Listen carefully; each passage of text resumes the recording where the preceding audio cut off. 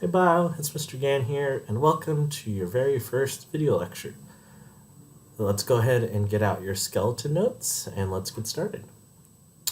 So if you didn't already know, Mr. Hajarian, Mr. Jones, and myself use video lectures to teach content about biology. We can find all the video lectures that we're going to be used all this year on Mr. Jones' YouTube page, or you can find it on Mr. Hajarian's page or my own page. You simply go to videos, and here are all the videos that you are going to be watching and all about all the topics you're going to be learning about today. The purpose of this video is to get you kind of started with the style of video lectures. Hopefully all of you have your skeleton notes out, because those are going to be one of the main sources of information that you're going to be needing for when you study for a test, for quizzes, for attempt checks, and they're going to be a lot of fun. So let's get started. So the first topic of our first video lecture is all about mindset. You may have heard about different forms of mindset in some of your classes already. You're probably going to hear it all throughout high school, but in bio we do it kind of differently. So what we're learning about today is all about growth mindset and the research behind it from someone called Carol Dweck. She was one of the leading researchers into the kind of the psychology of what growth mindset is. And hopefully, if you don't know what growth mindset is, this PowerPoint and this video lecture will kind of give you an introduction to it. So there's always been, according to Carol Dweck, there's been two views of intelligence.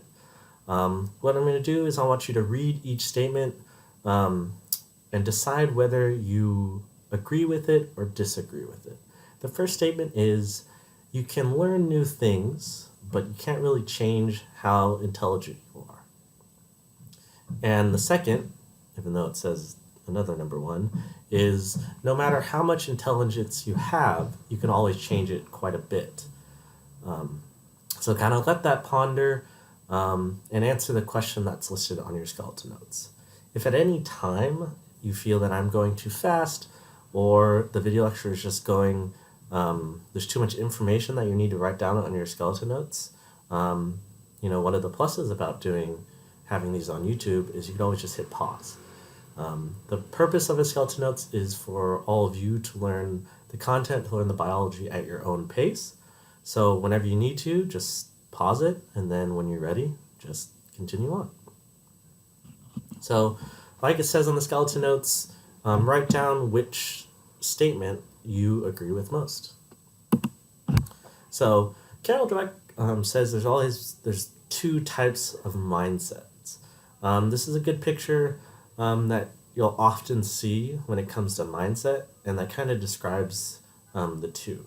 The first one is this silver, gray cylinder block that we have here, right? And that is representative of something we call a fixed mindset. A fixed mindset in the sense that it's, very rigid and nothing's going to change about it. And that's how some people see their intelligence, that it's never going to grow or get better. The other depiction of it is like a plant, right? Something that is able to grow, it's able to get bigger, it's able to expand. And as this person says, is that they don't believe that their mindset is ever fixed, and it's not going to grow. It's going to grow and develop over time. Why it is in no way like a completely bad thing if you have a fixed mindset, or a completely bad thing you have a growth mindset, or vice versa. Growth mindset is what at Monte Vista is we always encourage. We always want you to tackle problems, to tackle challenges, to come to school with a growth mindset, so that way you always be open and be able to grow and be able to learn. So like I said, one of them is depicted as the cylinder block, or you may see in some of our classes like a physical brick. I know Mr. Hajarian has a brick that has a handle on it. As a reminder, is that's not how your mindset should be. It should be more of a plant, something that can grow and develop. So fixed mindset, you may also see it as an ability-based belief. is that your intelligence is fixed, it is innate, and it's unevenly distributed. You may have seen, a bell curve like this one over here before. This is what the IQ test is based off of, is that in the population of people, there's like a certain percentage of individuals who fall into different categories, right? As you can see here, it's distributed unevenly in different percentages based on like an intelligent quotient. But in reality, that's not actually true. Is that if you believe it, your intelligence can grow and can develop. And that's why we like to, encourage students. We like to see students at Monte Vista, especially the students in our class, to, tackle problems with a very open mind, and think that, hey, I'm going to come to school, I'm going to learn, and my intelligence is always going to grow. And it's not just about learning. It's not just about biology. It's not just about, schoolwork or test grades. Growth mindset can be applied to anything. It could be applied to sports. It can be applied to hobbies. It's however, whatever you want it to be. It's just the idea that mindset allows you to, not only experience new things, but just to grow as a person. So growth mindset or effort-based belief all revolves around something called effective effort. You may see versions of this feedback loop across all your classes, but the main thing you're going to see is something called effective effort. Effective effort, is obviously the effort that you put into anything, right? Like I said before, whether it's school, whether it's a sport that you play, whether it's a hobby that you do, and how the way you approach a problem, you approach a task, how much effort you put into it, and the way you come about that effort is going to change, obviously, the result and how you complete those tasks further down the line if you ever do it again. Parts of this feedback loop include, hard work and the strategies you take in, the strategies you use into the effort that you put into a certain thing, in the hopes that it's going to lead to some form of achievement, right? And then if you do achieve something, that's going to build your confidence. And then when your confidence is built up, that's going to grow your ability. It's going to allow you to do more things. And then when you ever do something again, do something new, you're going to be able to take that confidence, you take that feeling of achievement, and you're going to put it into ability. You're going to be able to do something along with your effort, and it's only going to lead to more achievement, more confidence. Along the way, you're going to have to put in more hard work, you're going to learn new strategies, and it's only going to help you grow because you're going to constantly, that feedback loop is going to continue to go over and over and over again. So here's another, version of it. Like I said, effective effort, right here is always the one. Oops, sorry, crazy line there. Is always at the center, right? You may choose, in part of your effort, you may choose to, use those strategies that you learned into hard work, and also perhaps take the words of other experts, your teachers, the people around you who've done it before, who know what they're doing, be able to take the strategies you learn from them, put that into your effort in hopes that it's going to lead to achievement, which then is going to lead to, a greater sense of motivation, a greater sense of self-confidence, and that's only going to build on top of your effort again, and it's just going to continue in a loop, as I said before. So take a pause, take a break now, pause the video, and draw, this feedback loop. You could draw it like we have it on this page. You could draw it like on the previous slide, or change it up. You can draw this feedback loop in any way you want. You have no reason to just copy mine. But we do want to see it. We want to see that you're actually looking to it. And your skeleton notes are going to be checked every time video lectures due. So make sure you answer all the questions on the skeleton notes as well as in the columns on the side. Okay, so there's been different definitions of intelligence. So on your skeleton notes is after I read this statement or after you read it on your skeleton notes, write down whether you agree or disagree with it. Remember, there's no right or wrong answer for a lot of these questions. I said before, there's no like bad thing. It's not like the end of the world if you hold a fixed mindset over a growth mindset on some of these statements. I can tell you now is that there's parts of my life that I have a very fixed mindset, and there's certain things in my life where I have a very growth mindset about it. So you'll never actually have, a fully growth mindset because it's something that's only ever going to get better as you grow up. Eventually, hopefully, you accept everything in that mindset, or at least that's what we hope for you all to have. But there's nothing wrong with it. So don't be discouraged if you write down that you disagree with a lot of these, because that's totally fine. We just want you to be honest with yourself and to be open to changes. So the first statement is no matter how much intelligence you have, you can always change it quite a bit. If you tend to agree with that statement, it may indicate that you have more of a growth mindset. And if you disagree with it, you may have more of a fixed mindset. The second statement is, I can always change basic things about my personality and abilities. Again, if you believe that you have that key to change it, you have the opportunity to change some basic things, you may hold a more growth mindset. And if you disagree, you may have a more fixed mindset. The next one is, my talent in an area is something about me that I can change very much. Right? Again, if you can change your talent, change the way you play, change the way you act, etc., and certain things. If you agree with it, you may have a more growth. If you disagree with it, you may have a more fixed mindset. So there's something called the multiple intelligence theory that tends to be linked with growth mindset.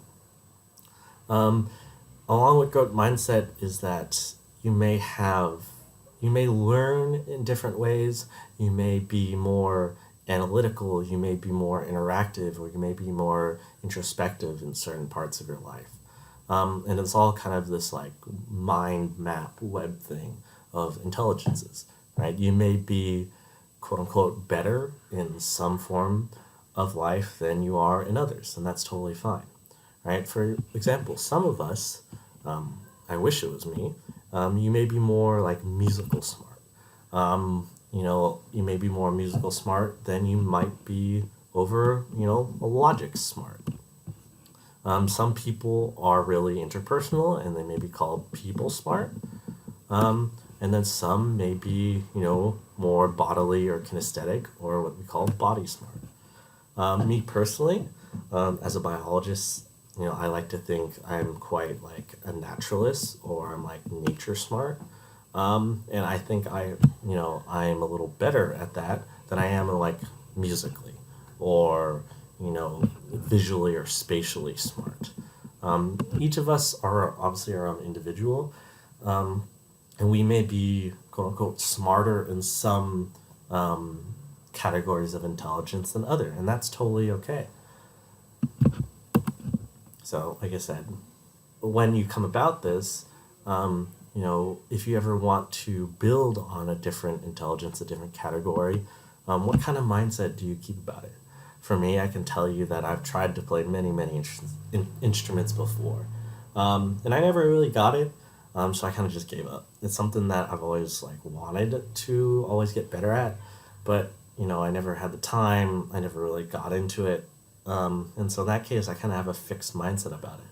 But when it comes to verbal or linguistics, word smart, or my logical smart, I tend to do a little better in that, and I always tend to focus on that, and I always use the strategies that I learn for my friends, for my colleagues, for my family to build on top of that. And so people may say that I have a more growth mindset when it comes to those categories. So you may have heard of the natural ability myth. It's those people who are, just naturally good at something, like naturally good at basketball or naturally good at math. Um, and you may see people, in history, in the public, that are always classified as just a natural at it.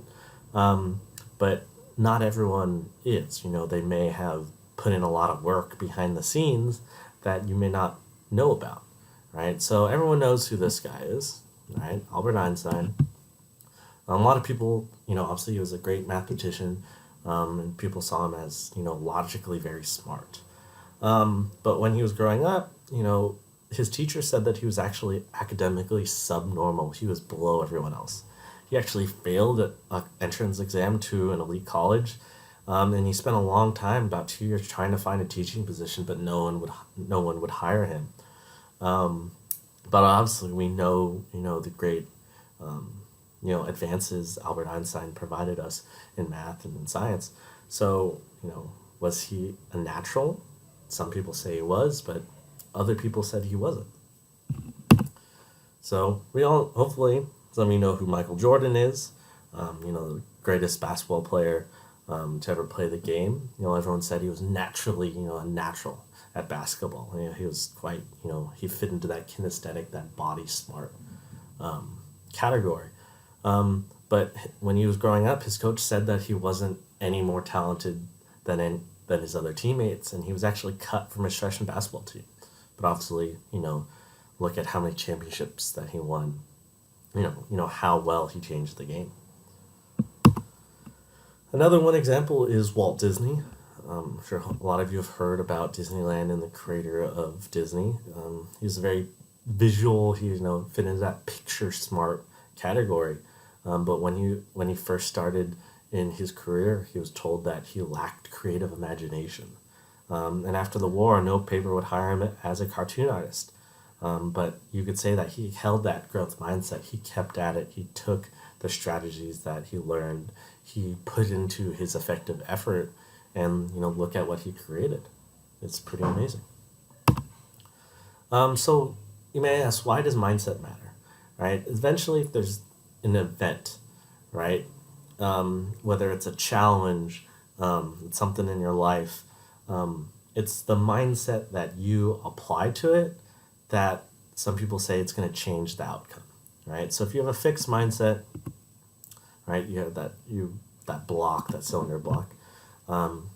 Goal might be to look smart, right? Versus if you apply growth mindset, the plant, your goal is going to learn. You take the evidence, the progress, and defines where you are, and you use that to, change some aspect about it.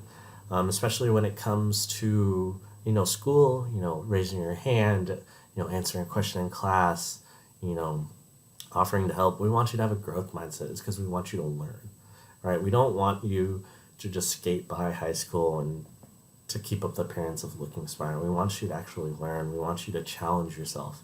And our classes are very safe spaces. We're not going to ever tell you that, there's no such thing as a stupid question. We're not going to criticize you for a wrong answer.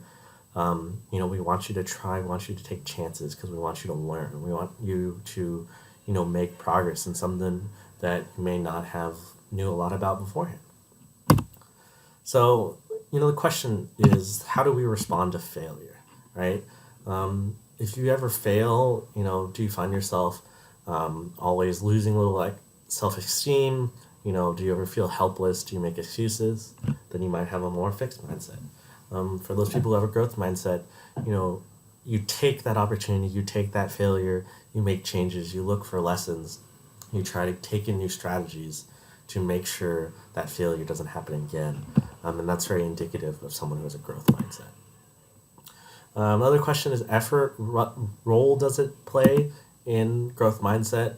For those people who have fixed mindsets, you may think it's just a lack of ability. You only try hard if you need to, right? You only put in that effort when it's absolutely necessary.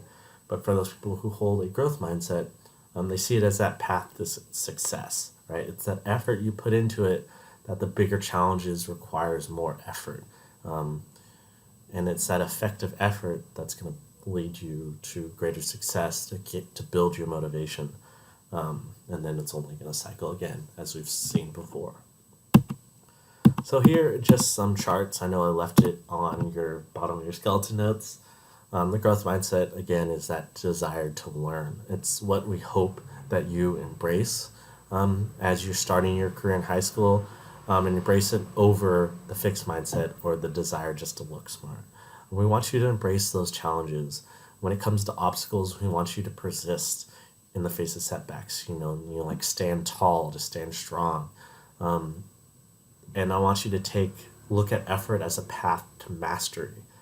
And you may come across criticism in high school. It's a long 4 years.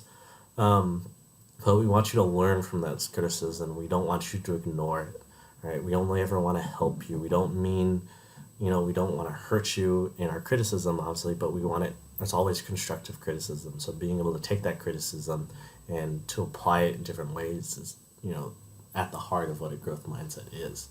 And at the excess of others, is to find lessons and inspirations other than feeling threatened. Okay? So, again, here's that chart. Remember, effective effort is at the key of all of it, leading to achievement, a greater sense of motivation, self-confidence, and it just loops over and over and over. So that is it. Hopefully you enjoyed your first video lecture. If you have any questions, please raise your hand. After every video lecture, we always debrief it. So at the bottom of your pages, at the skeleton notes, we always leave a section for questions. If you have a question when it comes up at any time during the video lecture, just pause the video, write a question on the back. We're here to help, right? Ask those questions. We love when you guys ask questions. We love building a great discussion out of our video lectures. And yeah, so hope you enjoyed it, and we'll see you in class.